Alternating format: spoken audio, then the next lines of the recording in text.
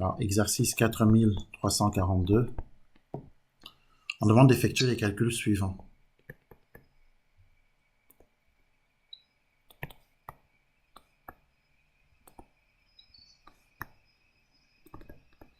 Alors, je veux entendre tout le monde.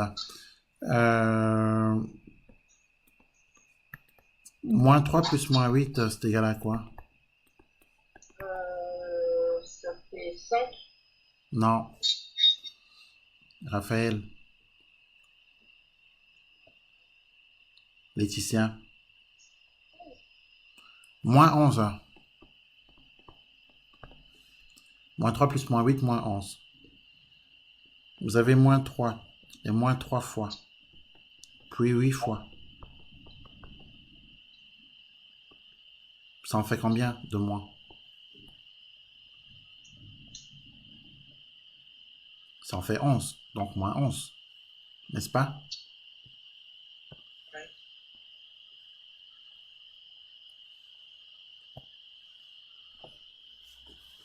Quand on additionne deux nombres relatifs de même signe, Et ça donne le négatif. tout à fait, quand on additionne deux nombres relatifs de même signe, le résultat a le signe des deux nombres. Vous voyez, le résultat a le signe des deux nombres. Et ensuite, on fait la somme des valeurs absolues. C'est-à-dire, les valeurs absolues, c'est 3 et 8. On additionne les valeurs absolues et ça donne 11. Vous avez compris? Quand on additionne deux nombres relatifs de même signe, le résultat a le même signe que les nombres relatifs. Et ensuite, on additionne les valeurs absolues. Autrement dit,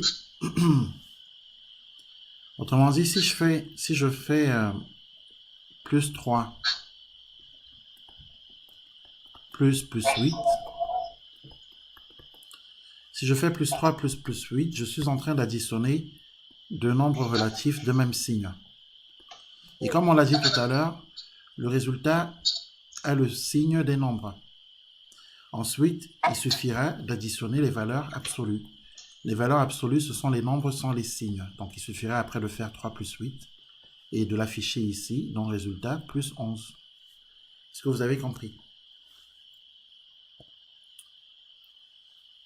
Petit b. Plus 5. Alors, plus 5 moins plus 3. Alors, j'ai envie de dire que on ne sait pas soustraire de nombres relatifs. Voilà. On sait additionner les nombres relatifs, mais les soustraire, c'est beaucoup plus compliqué. Voilà. Donc, du coup, ce qu'il nous faut faire ici, c'est changer, on doit changer ça.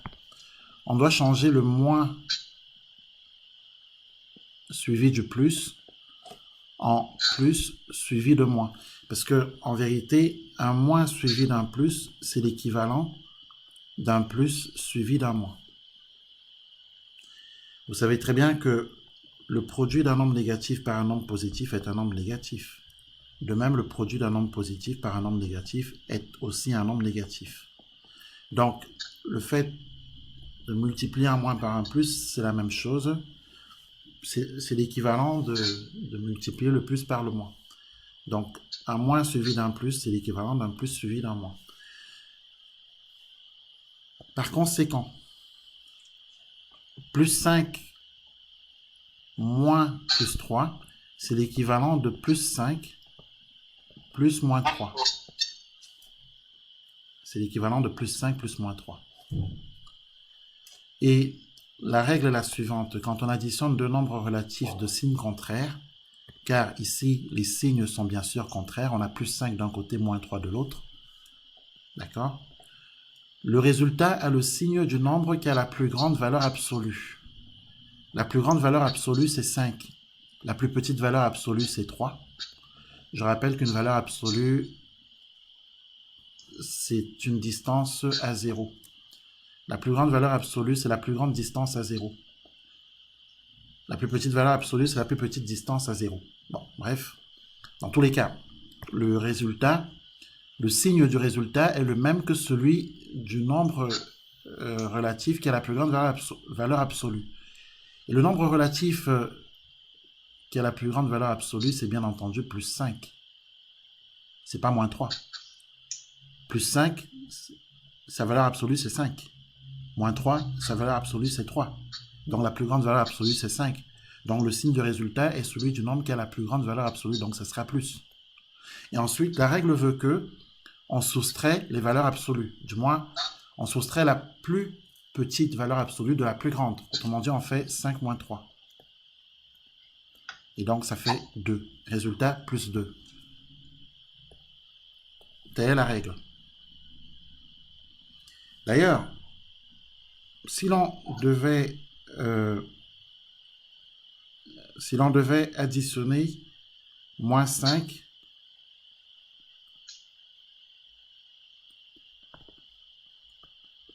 plus 3, la règle ne change pas. Pour additionner deux nombres relatifs de signes contraires, on est bien d'accord qu'ils ont des signes contraires. Quand on a moins 5 et plus 3, ce sont bien des signes contraires. Eh bien, le résultat a le signe de la plus grande valeur absolue.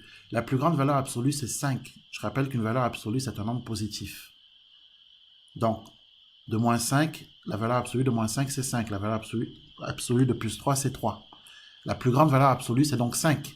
Le résultat est celui du nombre relatif qui a la plus grande... Enfin, le signe du résultat est celui du nombre relatif qui a la plus grande valeur absolue. C'est-à-dire, ce sera donc moins. Ensuite, on soustrait les valeurs absolues. Du moins, on soustrait la plus petite valeur absolue de la plus grande. Donc, on fait 5 moins 3. Et 5 moins 3, ça fait 2. Résultat, moins 2. Ce sont des règles qui sont à savoir par cœur.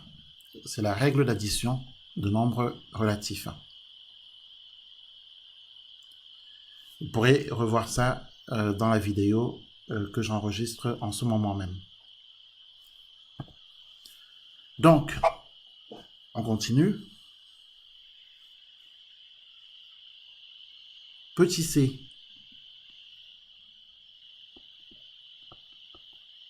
Moins 3 plus 5. On additionne deux nombres relatifs de signes contraires. La plus grande valeur absolue, c'est plus 5. Donc c'est cette plus grande valeur absolue, qui va donner le signe du résultat.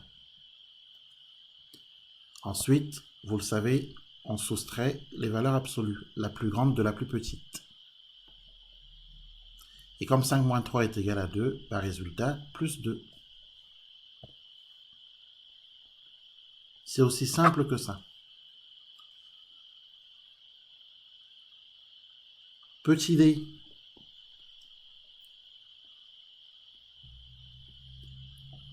Moins 3. Moins 3. Ici, il s'agit d'une soustraction. On ne sait pas très bien soustraire des nombres relatifs. C'est un peu compliqué. Donc, il faut transformer une soustraction en une addition. Sauf que un moins suivi d'un moins, c'est l'équivalent d'un plus suivi d'un plus. Car, quand vous faites moins fois moins, vous trouvez bien que c'est égal à plus. De même, quand vous faites plus fois plus, donc le produit de deux nombres positifs, le produit de deux nombres réels positifs est un nombre réel positif. Donc, il est logique de penser que un moins suivi d'un moins, c'est l'équivalent d'un plus suivi d'un plus. Donc, à la place du moins suivi du moins ici, on va remplacer par un plus suivi d'un plus. Donc, du coup, ça nous fait moins 3 plus 3. Moins 3 plus 3, ça fait 0. Puisqu'on est en train d'additionner deux nombres opposés. La somme de deux nombres opposés est égale à 0. Si vous avez moins 3 d'un côté et 3 de l'autre et que vous les additionnez, bah, ça fait 0. C'est la somme de deux nombres opposés. Est-ce que tout le monde a compris ça?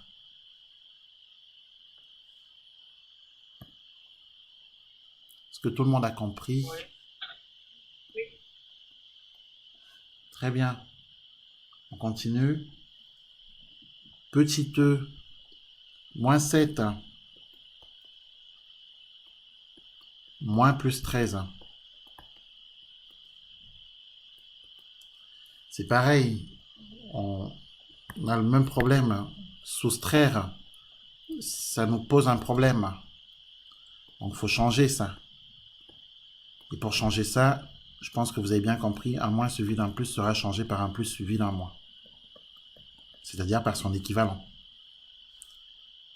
Mais ce faisant, on retombe sur une addition. Du coup, moins 7 plus moins 13. Et là, il faut appliquer la règle. La règle de calcul, enfin du moins la règle pour additionner deux nombres relatifs de même signe. C'est celle qu'on avait appliquée tout à l'heure. Quand on a deux nombres relatifs de même signe, le résultat a le même signe que les deux nombres. Et ensuite, on additionne les valeurs absolues, tout simplement. Donc, quand les deux nombres relatifs ont le même signe, le résultat a le même signe. Ensuite, on additionne les valeurs absolues. Quand les deux nombres relatifs n'ont pas le même signe, ont des signes contraires, le résultat a le signe de la plus grande valeur absolue et ensuite on soustrait la plus grande valeur absolue, on fait la plus grande valeur absolue moins la plus petite valeur absolue. C'est tout. La règle, elle est toute simple. Il faut l'apprendre par cœur pour pouvoir l'appliquer sans avoir des problèmes. Donc évidemment ici, on va additionner les valeurs absolues. Et comme 13 plus 7 est égal à 20, bah, résultat, moins 20.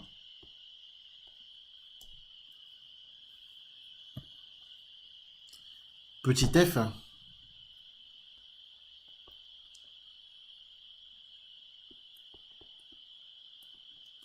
plus 5, plus 8.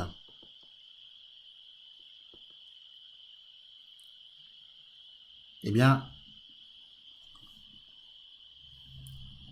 la règle est la même. On additionne deux nombres relatifs de même signe. Donc le résultat aura, le signe du résultat sera le même que les deux nombres. Ensuite, comme on l'a dit tout à l'heure, on n'a plus qu'à additionner les valeurs absolues, c'est-à-dire 5 plus 8. Voilà, sauf que 5 plus 8, ça fait 13, donc résultat, plus 13.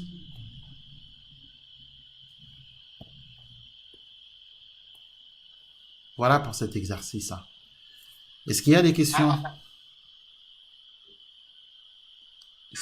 Est-ce qu'il y a des questions?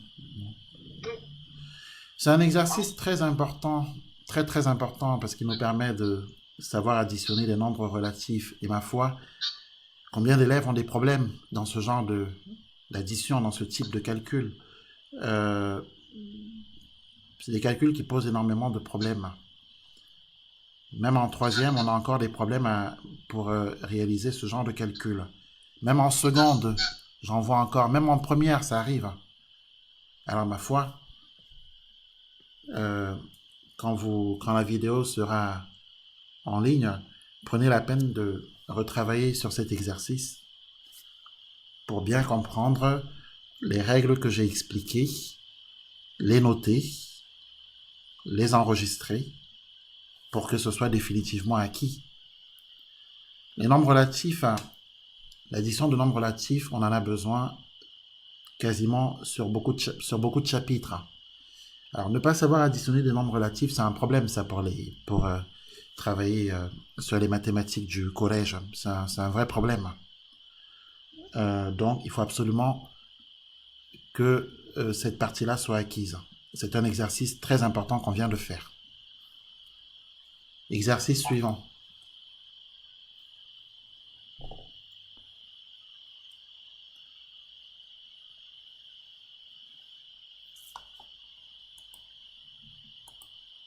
Alors, c'est l'exercice 1712, pardon.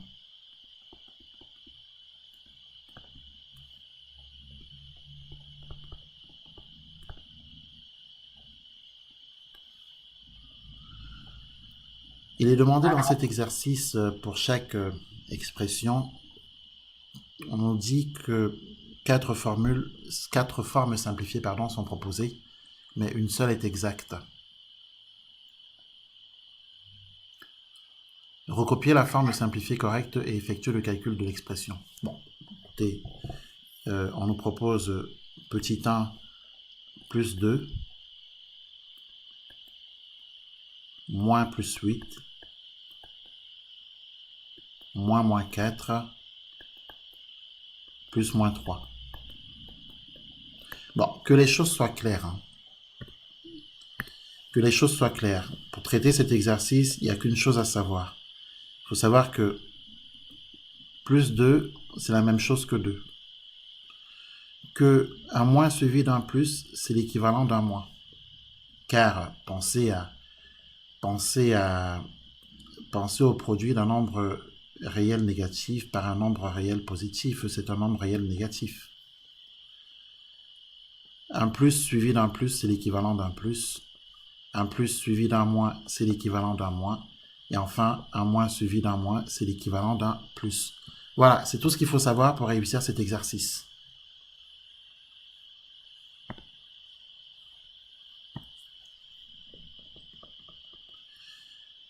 Très bien, donc, sachant cela, il faut donc penser que plus 2, plus 2 c'est 2. Un moins suivi d'un plus, on a dit que ça équivaut à un moins, donc moins 8. Un moins suivi d'un moins, c'est l'équivalent d'un plus, donc plus 4. Et un plus suivi d'un moins, c'est l'équivalent d'un moins, moins 3. Et donc, si vous regardez bien, la bonne réponse, c'est la réponse numéro D. Est-ce que tout le monde a trouvé ça? Oui. Parce qu'on avait plusieurs propositions, on est bien d'accord. Hein. On avait les propositions suivantes. On nous proposait comme réponse petit a égale 2 moins 8 moins 4 moins 3. Donc ça, c'est pas du tout une bonne réponse. On nous proposait comme réponse petit b qui est égal à 2 moins 8 moins 4 moins 3. Ça, ce n'est pas bon non plus. Petit c, on nous propose 2 plus 8 plus 4 plus 3. Ça non plus, c'est pas bon. Et enfin, petit d, on nous propose 2 moins 8 plus 4 moins 3. Et c'est bien ça la bonne réponse. Voilà. On fait le petit 2. Ensuite, on s'arrêtera là et on corrigera les autres lors d'un prochain cours.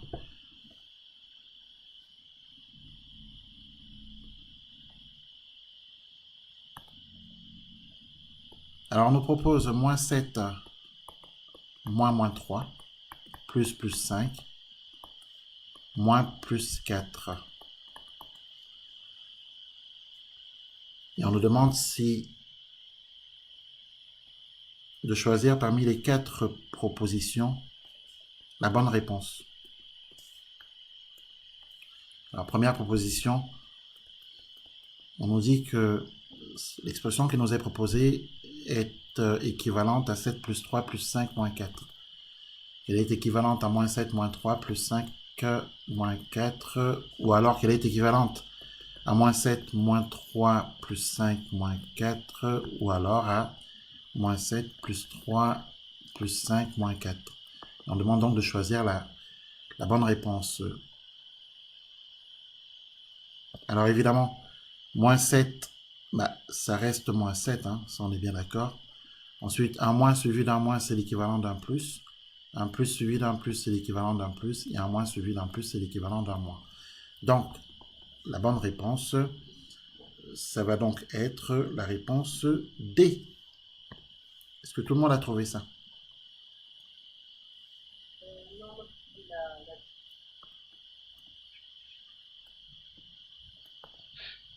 Alors, la réponse D est la bonne réponse.